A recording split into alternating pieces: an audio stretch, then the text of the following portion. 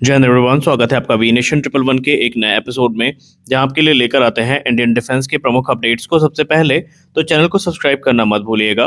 आइए नजर डाल लेते हैं इस समय की कुछ प्रमुख डिफेंस अपडेट्स पे। शुरुआत करते हैं भारतीय वायुसेना से। भारतीय वायुसेना ने अपने मी-17 V5 हेलीकॉप्टर्स की फ्लीट में से कुछ हेलीकॉप्टर्स को स्पाइक NLOS मिसाइल से अपग्रेड करना शुरू कर दिया है। ये मिसाइलें 50 किलोमीटर तक की रेंज के साथ आती हैं और ये सटीक स्ट्राइक क्षमता हमको प्रदान करेंगी। इससे ट्रांसपोर्ट हेलीकॉप्टर भी अटैक रोल को निभा सकते हैं। हमने दोपहर की वीडियो में भी आपको ऐसी ही रिपोर्ट के बारे में बताया था, जिसमें हम आगे चर्चा करेंगे। अगर हम विशेषताओं की बात करें तो इसमें हमें इलेक्ट्रो ऑप्टिकल और इंफ्रारेड सीकर देखने को मिलता है, टू वे डेटा लिंक देखने को मिलता है और ऑपरेटर को लाइव वीडियो भी मिलती है। Man in the loop control भी होता है। उड़ान के दौरान टारगेट बदल सकते हैं या हमला रोका भी जा सकता है। Non line of site missile है, यानी पहाड़, जंगल या बाधाओं के पीछे छपे टारगेट को भी हम इफेक्टिवली इंगेज कर सकते हैं। यहाँ से हम बंकर्स, टैंक और जो गोला बारूद डिपो है, इंफ्रास्ट्रक्चर है, उसको भी इस मिसाइल से हम टारगेट कर सकते हैं। और निस्संदेह ये मिसाइल इन हेलीकॉप्टर्स की कैपेबिलिटी को एक बड़ा बूस्ट प्रदान करेगी। हमारी अगली बड़ी update defence research and development organisation से आ रही है।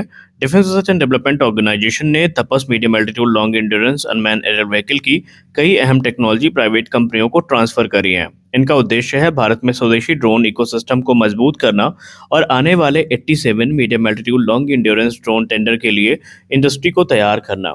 यहाँ पर तकरीबन 20 से ज़्यादा कंपनियां इस बड़े ड्रोन टेंडर में भाग लेंगी। इनमें इंडियन कंपनियां और विदेशी पार्टनरशिप दोनों शामिल होंगी। अब अगर हम ट्रांसफर ऑफ टेक्नोलॉजी की बात करें जो मिली है, तो इसमें autonomous take off and landing system जो है वो यहाँ पर दिया गया है। फ्लाइट कंट्रोल सिस्टम शेयर किया गया है। इसके अलावा जो ट्राई साइकिल लैंडिंग गियर है, इसके अलावा जो गगन नेविगेशन सिस्टम है, इंजन कंट्रोल यूनिट है, सैटकॉम और LOS कम्युनिकेशन है, कम्युनिकेशन रिले पेलोड है, UGCS यानी ग्राउंड कंट्रोल सिस्टम जो है, ऐसी कुछ प्रमुख टेक्नोलॉजीज जो हैं वो ट्रांसफ़र करी गई हैं। अब ये महत्वपूर्ण इसलिए है क्योंकि भारत इंपोर्ट पर निर्भरता कम करना चाहता है और प्राइवेट सेक्टर को बढ़ावा देना चाहता है।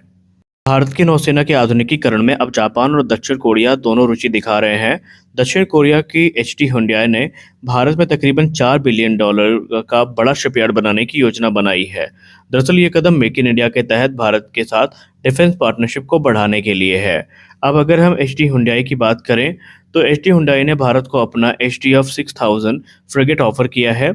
ये लगभग 6500 टन का वॉरशिप है और इसे मिनी डिस्ट्रॉयर भी कहा जा रहा है क्योंकि इसकी क्षमता काफ़ी एडवांस है। इसमें 76 mm की मुख्य तोप देखने को मिलती है। 48 सिल VLS यानी वर्टिकल लॉन्च सिस्टम देखने को मिलता है। सरफेस टू एयर और एंटी शिप मिसाइल्स को दागने की कैपेबिलिटी है। क्लोज इन वेपन सिस्टम है। एंटी ड्रोन कैपेबिलिटीज़ हैं और इसकी लंबाई तकरीबन 139 मीटर के आसपास है। और जो नया शिपयार्ड ऑफर किया गया है, ये कमर्शियल और नेवल जो दोनों एयरक्राफ्ट हैं या दोनों जहाज़ हैं उनको बनाएगा, यानी नौसेना के लिए भी और जो कमर्शियल शिप्स हैं इनका निर्माण भी ये करेगा। और इससे भारत में शिप बिल्डिंग कैपेबिलिटी बढ़ेगी, जॉब्स और मैन्युफैक्चरिंग इकोसिस्टम विकसित होगा और फ्यूचर नेवल प्रोजेक्ट को सपोर्ट मिलेगा।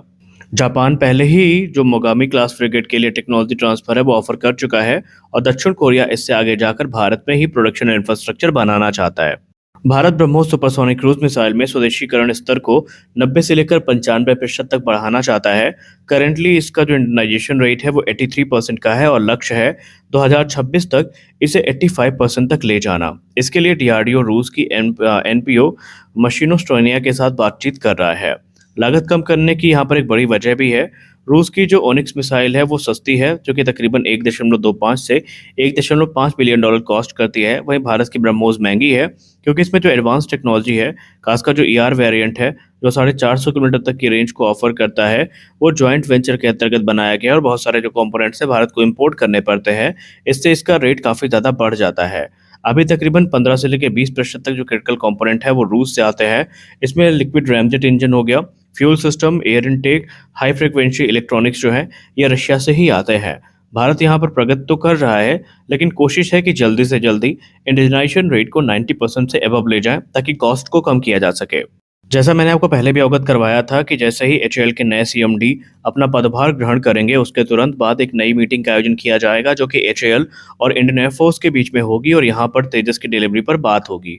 अगर हम कुछ सोर्सेज की बात माने तो यहाँ पर संभावित है कि इसी महीने के दूसरे या तीसरे हफ्ते में हमें जो मीटिंग है वो आयोजित होती नज़र आ सकती है, जहां पर एचएएल के अधिकारी और इंडियन एयरफोर्स के पैनल के बीच में बातचीत होगी। इंडियन एयरफोर्स की टीम तेजस को इंस्पेक्ट करेगी।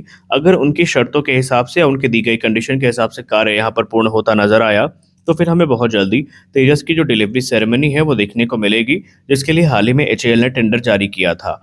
आपको बता दें कि इंडियन एयरफोर्स ने कहा कि वो कुछ चीज़ों में तो छूट दे सकते हैं, लेकिन 3-4 क्रिटिकल जो उनकी रिक्वायरमेंट है, जिसमें रडार और इलेक्ट्रॉनिक वॉरफेयर हो गया, वेपन्स हो गए, वेपन डिलीवरी सिस्टम हो गए, इनमें अगर कोई कमी हुई तो इंडियन एयरफोर्स विमानों को एक्सेप्ट नहीं करेगी। तो ये मीटिंग काफ़ी महत्वपूर्ण है, क्योंकि ये तेजस की डिलीवरी को तय करेगी कि ये होगी या इसमें हमें और डिले देखने को मिलेगी। तो इस वीडियो में बस इतना ही। मिलते हैं अगले वीडियो में, तब तक के लिए जय हिंद।